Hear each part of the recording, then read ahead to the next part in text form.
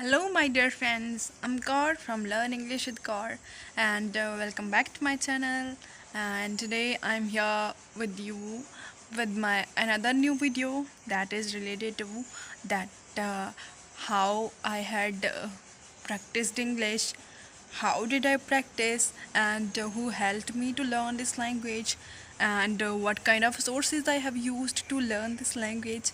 So I am going to talk about this all in detail. So stay connected in my video till the very end because it must gonna be helpful.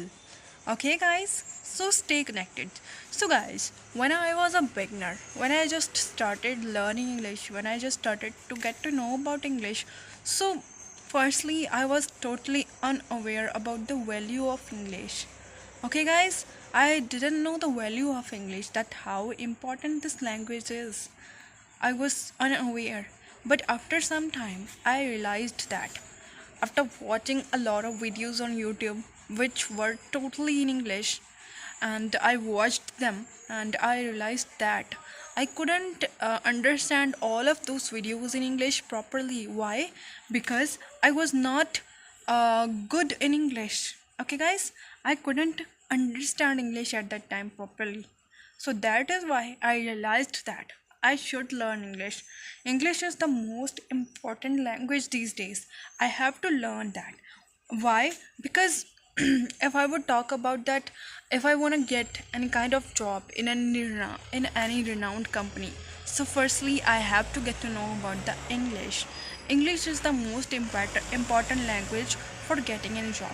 If we want to give any interview, so firstly we have to talk in English. We have to have conversations with our friends in English. Why? Because most of the examiners just ask questions in English, and we have to answer those questions in English. So that is why I'm saying that English is the most important language these days.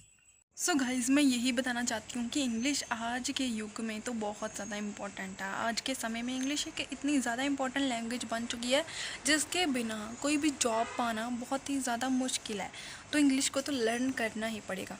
और मैं कहती हूँ कि English एक ऐसी language है जिसको हम फ़नी वे में भी लर्न कर सकते हैं।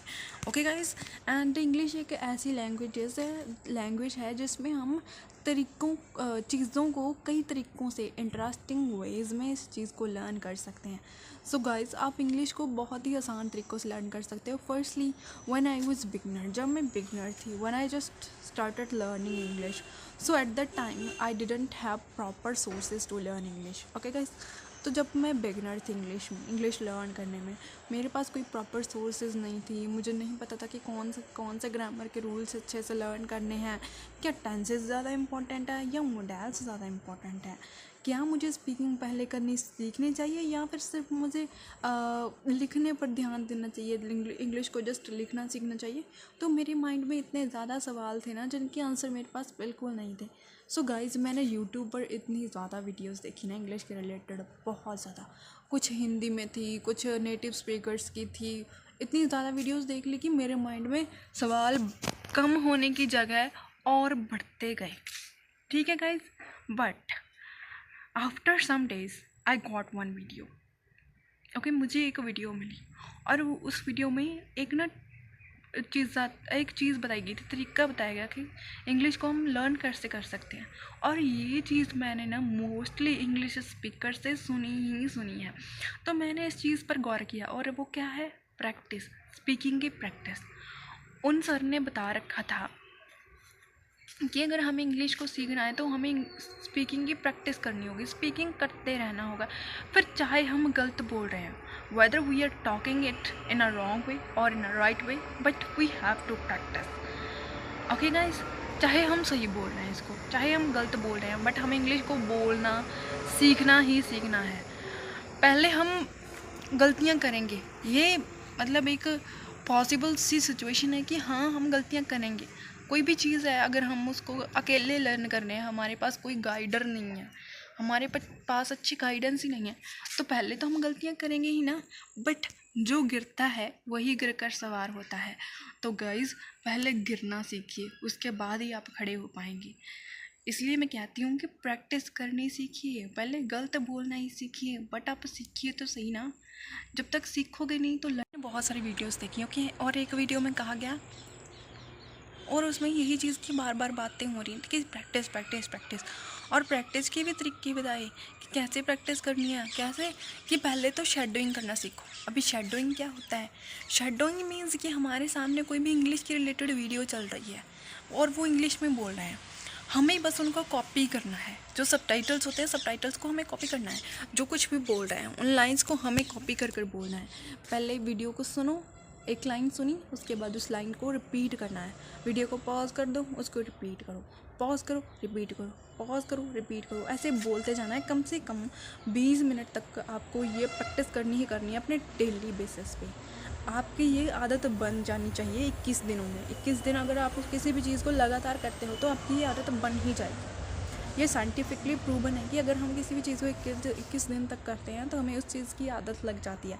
तो ट्राई करो कि आप इस चीज़ को 21 दिन तक करो। 21 दिन तक इंग्लिश को चाहे देख कर बोलो, चाहे याद कर कर बोलो, जैसे मर्जी बोलो, बट इंग्लिश को बोलो 21 दिन तक।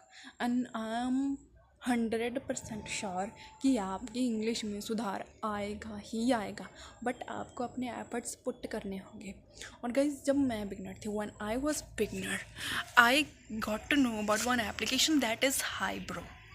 ओके, हाईब्रो एक ऐसी एप्लीकेशन है जिस पे हम अपनी इंग्लिश की प्रैक्टिस कर सकते हैं। But guys, that was not working properly for me. Why? Because I couldn't practice properly. मैं प्रैक्टिस नहीं कर पा रही थी प्रॉपरली। क्यों? क्योंकि एक तो मेरे घर में वैसा माहौल नहीं था कि मैं इंग्लिश सीख सकूं। ओके गाइज, और दूसरा कि मेरी खुद की स्टडीज़ चल रही थी, मेरी पढ़ाई चल रही थी, तो मैं पढ़ाई पर ज़्यादा ध्यान दे रही थी, फोकस कर रही थी as compare to English. English में मैं ज़्यादा फोकस नहीं कर पा रही थी। तो गाइज, ये मेरे लिए बहुत बड़ी प्रॉब्लम थी।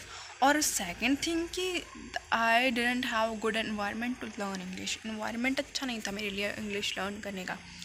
ओके गाइज, तो फिर भी मैंने इंग्लिश को लर्न करते रही। ठीक है, अभी हमारे ना मतलब काफ़ी प्रॉब्लम्स होती हैं जिनको हमें फेस करना पड़ता है।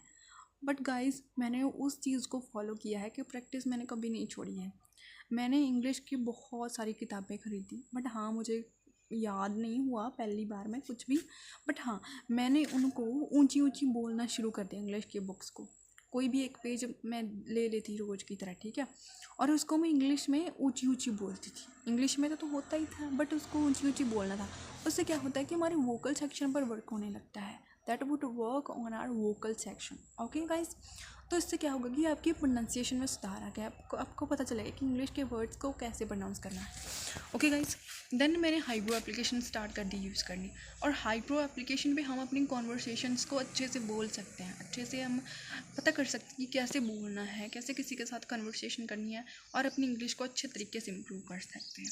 ओके गाइज, एंड शेडोइंग के बाद क्या करना है?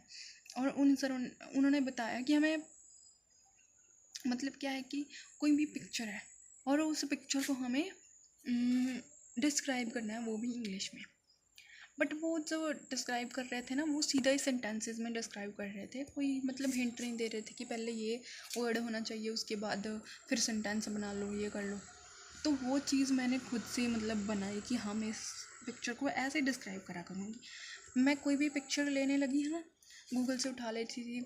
पिक्चर ऐसे उठानी है कि जिसमें बहुत सारे ऑब्जेक्ट्स हों, उन ऑब्जेक्ट्स के नाम लेकर उनको डिस्क्राइब करने की कोशिश करनी है guys. Okay guys, okay.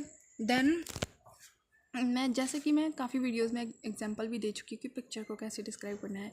Firstly you should have one picture in your mobile phone, whether that, चाहे वो आपके वॉल पर हो चाहे आपके मोबाइल में हो, दैट डजंट मैटर, बट होनी चाहिए होगी।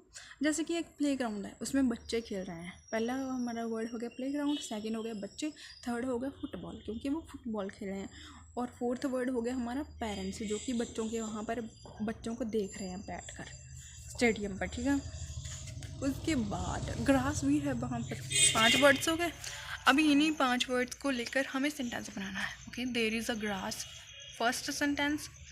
There are 4 kids and they are playing football. 3 sentences हो गए। फुटबॉल के रिलेटेड हो गया, किड्स के रिलेटेड हो गया, ग्रास के रिलेटेड हो गया। 3 सेंटेंस हो गए।